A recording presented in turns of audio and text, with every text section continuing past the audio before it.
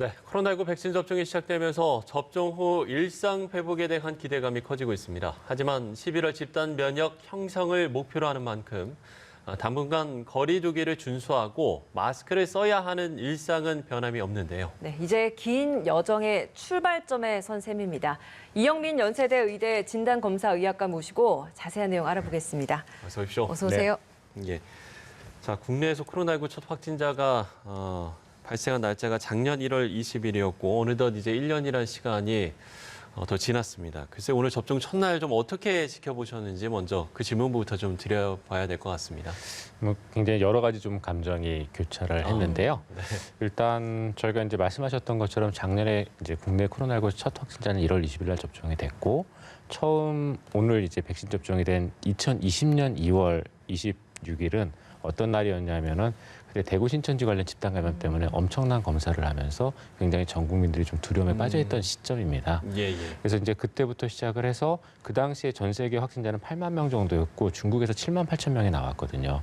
근데 우리나라가 전 세계에서 두 번째로 한 1,000명 정도가 나오면서 이제 그 당시에 이제 여러 가지 말들이 나왔던 시점인데 네. 그 이후로 전 세계적으로 팬데믹이 되면서 지금 한 1억 1,000만 명이 넘게 감염이 됐고 네. 우리나라도 이제 거의 한 9만 명 정도 확진자가 나왔습니다. 1년 사이에 다 있었던 일이죠. 맞습니다. 예. 그래서 이렇게 이제 많은 피해를 봤는데 이런 힘든 시기를 극복하고 이제 다시 또 일상으로 돌아가는 첫 걸음이 이제 오늘 시작이 된 거라고 생각을 합니다. 예. 하지만 저희가 이제 개인적으로 희망을 갖기도 했지만 예. 이 백신 접종을 올해 순조롭게 하기 위해서는 여러 가지의 것들을 해야 되고 코로나19 방역도 당분간은 더 신경을 써야 되기 때문에 그런 것들에 대한 부분들을 좀 같이 생각을 해보는 하루였습니다.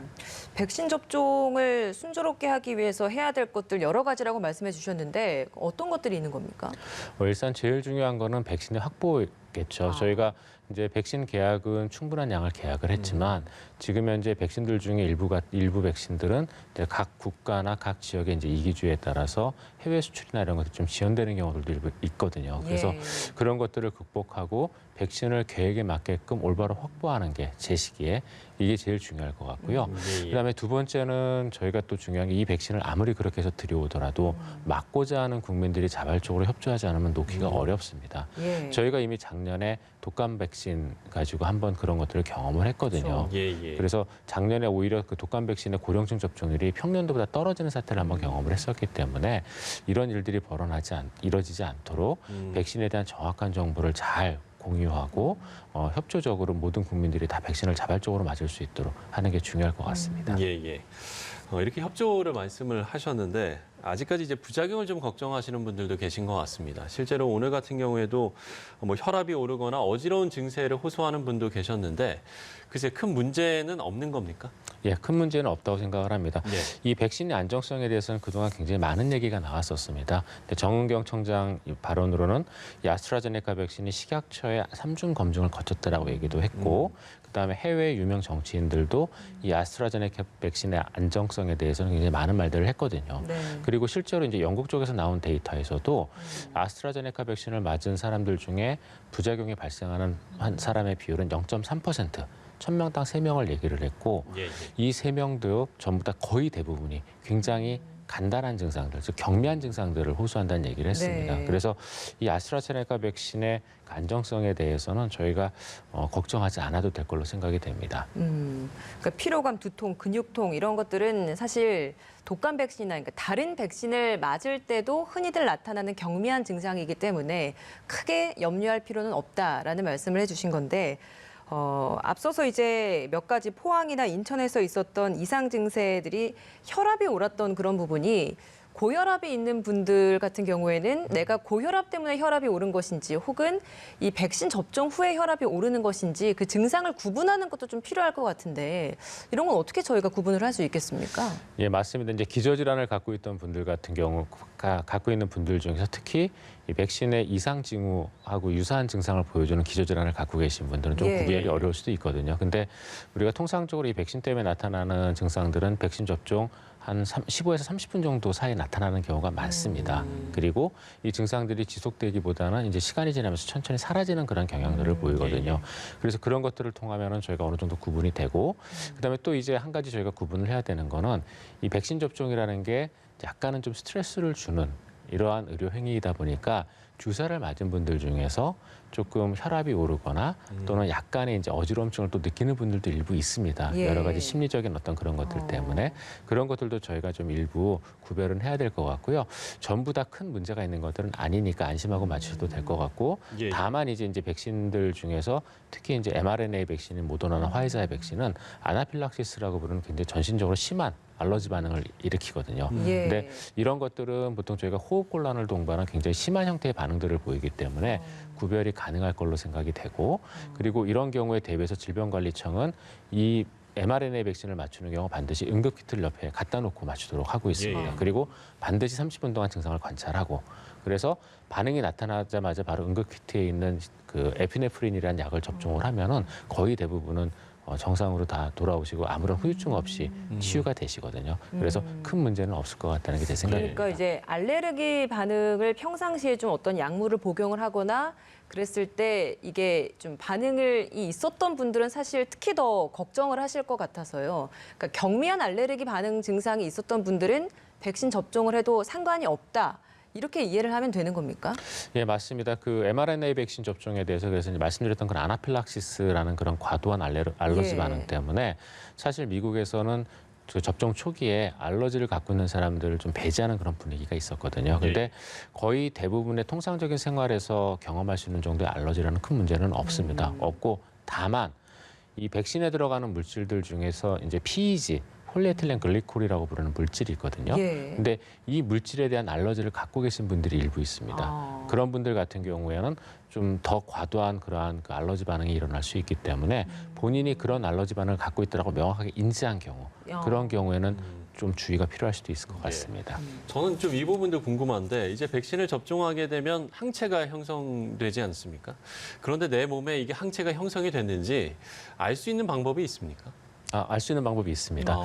왜냐하면 이제 어떤 방법을 쓰냐 하면은 저희가 네. 작년에 한참 이때쯤 문제가 됐을 때 항체 검사법이라는 걸 쓰면 백신을 접종하고 난 뒤에 항체가 생긴지 여부를 알 수 있거든요. 그런데 이 항체 검사법에도 이제 몇 가지 종류가 있습니다. 하나는 뉴클레오 캡시드라고 부르는 바이러스의 일부분을 예. 검출하는 방법도 있고 하나는 바이러스의 병독성에 굉장히 중요한 스파이크 단백 이라고 부르는 부위를 검출하는 것도 있거든요. 그런데 백신이라고 부르는 거는 기본적으로 이 스파이크 단백이 사람에게 감염될 때 굉장히 중요한 부위이기 때문에 예. 여기에 대한 항체를 만들어냅니다. 그래서 항체 검사법 중에서도 스파이크 단백을 검출하는 형식의 항체 검사법은 저희가 백신에 의해서 생긴 항체를 검출할 수가 있습니다. 예. 그리고 또 기존의 어떤 그 코로나19에 감염돼서 생기는 항체하고도 약간은 구분할 수 있는 여지들이 좀 일부 있거든요. 그래서 이런 검사법들을 쓰면은 백신 접종에 항체가 생겼는지 여부를 알 수가 있습니다. 다만 아직 국내에서 지금 그 사용 중인 항체 검사법은 딱 한 종류가 있는데요. 이거는 이제 양성과 음성만을 알 수 있는 검사법이고 예. 얼마나 항체가 강력하게 생겼는지 여부는 알 수가 없습니다. 그래서 이러한 항체가 얼마나 강력하게 생겼는지 여부까지도 볼 수 있는 그 항체 검사 시약들이 지금 외국에서 개발돼서 국내에서도 식약처에서 지금 평가를 하고 있거든요. 그래서 그런 것들이 만약에 이제 승인을 받아서 의료기관에서 사용 가능하게 된다면은 예. 그러면은 백신을 접종받은 분들이 본인이 항체가 생성됐는지 여부 그리고 그 항체가 얼마나 강력한지에 대한 여부도 의료기관에서 검사가 가능할 걸로 생각이 됩니다. 그 집단 면역 형성을 목표로 하고 있다면 그런 진단 검사, 그러니까 검사할 수 있는 어떤 제품도 빨리 좀 도입이 시급하겠네요. 예, 맞습니다. 이 방법들이 필요한 이유는 물론 이제 일상생활 속에서 개개인이 궁금해서 시행할 수도 있겠지만 예. 우리나라에서 이제 국가에서 코로나19에 대한 방역 정책을 결정하는 데서 굉장히 중요한 것 중에 하나가 이러한 백신을 접종했을 때 과연 어느 정도의 비율로 항체가 생성되는지, 즉 항체가 생성되는 사람은 없는지에 대한 걸 저희가 알아야 되고요. 두 번째로는 그렇게 해서 생성된 항체가 얼마나 오래 유지되는지를 알아야 되거든요. 근데 이런 데이터들은 물론 외국에서의 데이터에 의존할 수도 있지만 이런 면역 반응이나 이런 것들은 인종을 또 따라가는 측면들도 일부 있습니다. 그래서 우리나라 자체의 데이터가 필요한 경우들도 앞으로 있을 걸로 생각이 되고 그래서 개개인의 어떤 관심을 위해서도 이런 검사법이 필요하지만 국가의 방역 정책을 결정하는 데에도 이 코로나19에 대한 면역력이 얼마나 지속되고 어떻게 형성되는지를 알아야 되기 때문에 그런 용도로도 필요할 걸로 생각이 됩니다. 그렇군요. 주변에서 궁금하시는 것 중에 하나가 이 독감 백신처럼 이걸 이제 매년 맞아야 되는 건지 이거를 또 궁금해하시는 분들도 많더라고요. 매년 맞아야 하는 겁니까? 거기에 대해서는 좀 아직 답을 드릴 수가 없는데요. 왜냐하면은 지금 저희가 접종 예정 중인 코로나19 백신 같은 경우에는 임상 시험이 대부분 다 작년 2020년 5월을 기점으로 해서 그 전후반으로 이루어졌습니다. 네네. 그러다 보니까 임상 1상에 참여했던 분들도 이제 한 10개월 정도밖에 안 지난 거거든요. 그러다 보니 지금 이분들이 항체를 얼마나 형성할지에 대한 여부, 그다음에 항체가 어느 정도 감소했을 때 감염이 될지에 대한 데이터들은 전혀 지금 만들어지지 않은 상황입니다. 예. 그러다 보니까 이 백신을 다시 매년 부스터 접종을 해야 되는지 여부는 아직은 알 수는 없고요. 네네. 다만 변이형에 대한 부분들은 저희가 좀 앞으로 고민을 해보고 추가 접종이 필요할 수도 있을 것 같다는 생각을 합니다. 아. 왜냐하면은 지금 나온 변이형들 중에서 분명히 이 백신의 효과를 떨어뜨리는 변이를 갖고 있는 애들도 있거든요. 이제 예, 아주 예. 대표적인 게 이제 남아공 변이주. 저희가 B.1.351이라고 부르는 변이주인데요. 얘 같은 경우는 분명히 지금까지 나온 백신들, 심지어는 mRNA 형식의 백신에 대한 백신으로 생기는 면역력도 일부 감소시키는 걸로 나와 있거든요. 그러니까 면역력을 감소시킨다기보다는 그렇게 해서 생긴 면역력에 의해서 잘 중화되지 않는 걸로 지금 알려져 있거든요. 그래서 모더나 같은 경우에는 이미 이런 변형에 대한 새로운 백신을 만들어서 미국의 NIH, 즉 국립보건원에 임상 시험을 이미 의뢰를 한 상태입니다. 예. 그래서 이런 새로운 변형에 대한 백신이 추가로 나오는 경우, 그런 경우는 저희가 추가 접종을 해야 될 가능성이 있습니다. 그 변이형이 새롭게 나오게 되면 기존에 있었던 코로나19 바이러스와 관련된 백신 접종은 또 따로 해야 하고 또 변이를 대비한 백신 접종도 또 추가로 해야 되는 그렇게 이해를 하면 되는 겁니까? 예, 맞습니다. 그럴 가능성이 있습니다. 저희가 독감 백신 같은 경우도 이제 매년 새로 맞는 이유가 독감 백신도 변이를 굉장히 잘하는 바이러스이다 보니까 2, 3년 단위로 크게 이제 이 유형이 변하거든요. 그래서 그런 것들에 대비해서 또 매년 맞는 것도 있기 때문에요. 예. 아마 그런 변형에 대한 부분이라면 앞으로 저희가 추가 접종을 해야 될 수도 있을 것 같습니다. 알겠습니다. 자, 이제 우리 정부가 9월까지 전 국민의 70%가 이제 1차 접종을 마치고 11월까지 이제 집단 면역을 형성한다라는 목표를 세웠는데 이게 일단 가능한 건지부터 먼저 여쭤봐야 될 것 같습니다. 그게 가능한지 여부를 저희가 알기 위해서는 처음에 말씀드렸던 백신의 수급에 대한 부분이 가능한지를 먼저 알아봐야 수급이 될 것 가장 같은데, 중요하고. 예, 수급이 제일 중요하고 수급이 제대로 된다면은 그러면은 저희가 일부 가능할 수도 있는데 거기에는 몇 가지 좀 저희가 더 고민해야 될 부분이 있습니다. 어떤 예, 예. 부분이냐면은 70%를 접종하게 되면은 저희가 아마 면역력을 획득하는 사람이 전 국민의 대략 한 60%가 좀 안 될 걸로 예상이 되거든요. 왜냐하면은 지금 우리가 맞고 있는 백신은 효능이 한 90% 정도, 전후반 정도의 백신들이 대부분이거든요. 그러면은 전 국민의 이 0.90%의 효능을 갖는 백신을 70%의 국민에게 맞추게 되면은 곱하면은 한 60%가 안 되는 정도 국민들이 면역력을 획득을 하게 됩니다. 그래서 이 정도로 과연 코로나19에 대한 집단 면역이 형성되었다고 얘기할 수 있는지의 여부는 저희가 조금 더 고민이 필요한 상황이고요. 그다음에 또 한 가지 더 중요한 거는 이렇게 해서 예방접종을 한다고 하더라도 네. 지금 현재 저희가 사용하고 있는 이 코로나19 백신들은 중증으로 가는 걸 차단하는 그 성능은 분명히 확실해 보입니다. 즉 백신을 맞은 사람이 코로나19 중증으로부터 보호받는 거는 확실해 보이는데 그러면은 내가 이 백신을 맞았다고 다른 사람에게 코로나19를 전파하지 않느냐? 그 부분에 대한 데이터는 아직은 조금 부족합니다. 왜냐하면은 지금 코로나19에 대한 임상시험에서도 분명히 백신을 접종했음에도 불구하고 소수의 사람들은 감염이 된 사람들이 있고요. 네. 그다음에 이제 모더나나 최근에 나온 노바백스 백신에 대한 평가에서도 보시면은 무증상 환자를 70%에서 60% 정도 예방했다는 얘기가 나오거든요. 그 얘기는 뒤집어 얘기하면은 30~40%의 무증상 환자는 예방하지 못했다는 얘기입니다. 그러면은 이렇게 해서 맞추더라도 나는 이제 안전할 수 있겠지만 내 주변까지 안전해질지의 여부는 저희가 조금 더 데이터가 쌓여야 되는 거고, 그래서 이런 것들을 고려했을 때 우리나라에서 진짜로 마스크를 벗고 안전한, 즉 집단 면역이 형성됐다고 얘기할 수 있는 시점은 전 국민의 어떤 몇십 %가 맞추는 그 시점도 중요하겠지만 고위험군에 해당되는 모든 사람의 백신을 맞는 시점이 사실은 우리나라가 제일 안전해지는 시점이라고 생각을 합니다. 그래서 그분들이 얼마나 빨리 예방접종을 할 수 있느냐가 우리나라에서의 일상생활을 결정짓는 그러한 중요한 지표가 될 거라고 생각을 합니다. 알겠습니다. 현재 코로나19 상황을 보면 뭐 여전히 안심할 수는 없는 상황입니다. 위험 상황이 곳곳에 산재해 있는데 뭐 산발적인 집단 감염도 계속 나오고 있고요.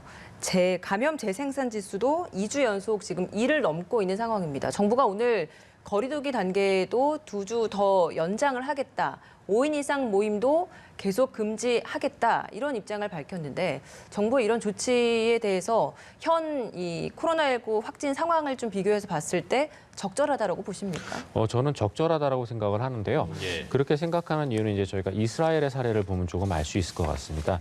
이제 전 세계에서 이 코로나19에 대한 예방접종을 가장 앞서서 가고 있는 국가가 지금 이스라엘이거든요. 네. 근데 이스라엘 같은 경우는 예방접종을 12월 20일부터 시작을 했는데 그럼에도 불구하고 코로나19 확진자 숫자가 폭발적으로 증가해서 1월 초 정도에는 거의 하루에 10,000명 정도 되는 환자가 나왔습니다. 와. 근데 이스라엘의 인구가 900만 명인데 예. 하루에 10,000명이 나온다는 소리는 우리나라로 치면은 거의 하루에 5, 6만 명 정도의 코로나19 확진자가 나오는 상황이거든요. 네. 그리고 지금 이스라엘의 백신 예방접종이 어디까지 진행이 됐냐, 네. 예방접종이 어디까지 진행이 됐냐 하면은 이스라엘 인구 100명당 예방접종이 사용되는 숫자가 91.55개이고 물론 이게 이제 중복 처방도 되기 때문에 그러니까 중복 접종도 되기 때문에 접종 퍼센트로 놓고 보게 되면 이스라엘은 910만 명 인구 중에 1회 이상 접종한 게 50%. 그다음에 접종 완료된 게 36%이고 이스라엘 전체 인구의 한 9% 정도가 코로나19 확진을 받아서 제가 보기에 아마 이스라엘 같은 경우는 전 국민의 한 40~50% 정도가 지금 면역력을 갖고 있을 걸로 보입니다. 네. 그럼에도 불구하고 이스라엘이 지금 하루에 3,000명씩 환자가 나오거든요. 예. 그래서 백신을 저희가 그러니까 예방접종을 시행을 하더라도 어느 정도 면역력을 획득을 하고 고위험군에 대한 보호가 완전해지기 전까지는 분명히 코로나19가 확산될 수 있고 그리고 더더군다나 예방접종을 한다고 면역력이 바로 생기는 게 아니거든요. 예. 보통은 한 열흘에서 2주, 그다음에 뭐 긴 경우에는 한 달 정도 뒤에 생기기 때문에 그 기간 동안 코로나19 감염도 또 가능합니다. 예. 그래서 이런 것들을 고려했을 때 저희가 이제 요 예방접종을 하더라도 당분간은 방역을 강화하고 예. 사회적 거리두기를 계속 지켜야 되는 그런 필요가 있다고 생각을 합니다. 예. 짧게 좀 질문을 드릴게요. 4차 유행 가능성도 많은 전문가들이 좀 이야기를 하고 있잖아요. 이제 뭐 날씨가 따뜻해지면 또 외출도 많아질 거고, 그리고 뭐 계약 같은 이런 여러 가지 좀 변수도 있기 때문에 글쎄 뭐 4차 유행 가능성이 높다라고 얘기하시는 분들도 계시거든요. 이 부분에 대해서는 어떻게 좀 생각하시는지 짧게 좀 말씀 부탁드리겠습니다. 4차 유행에 대해서는 저희가 이제 일어날 가능성과 일어나지 않을 가능성이 공존하는데 일어나지 네. 않을 가능성은 일단 계절적 요인이 좀 완화됐다라는 거. 가 되겠고요. 일어날 가능성은 베이스라인이 아직까지도 300~400명 수준으로 높고, 그다음에 백신에 대한 기대감, 그다음에 말씀하셨던 어떤 계절적 요인에 따라서 사회적인 이동이 증가할 거라는 것들이 될 것 같습니다. 그래서 제 생각에는 분명히 어느 정도 코로나19 확진자의 증가는 있을 가능성이 높다고 생각을 하고요. 예. 그래서 그런 것들을 막기 위해서 정부도 지금 사회적 거리두기를 완화하지 않고 있는 거거든요. 그래서 그런 측면들을 저희가 잘 지켜야 될 걸로 생각이 됩니다. 예. 백신 접종은 시작됐지만 아직 끝날 때까지 끝난 게 아니다라는 말씀을 해주셨습니다. 오늘 말씀 여기까지 듣겠습니다. 이영민 연세대 의대 진단검사의학과 교수와 함께했습니다. 고맙습니다. 고맙습니다.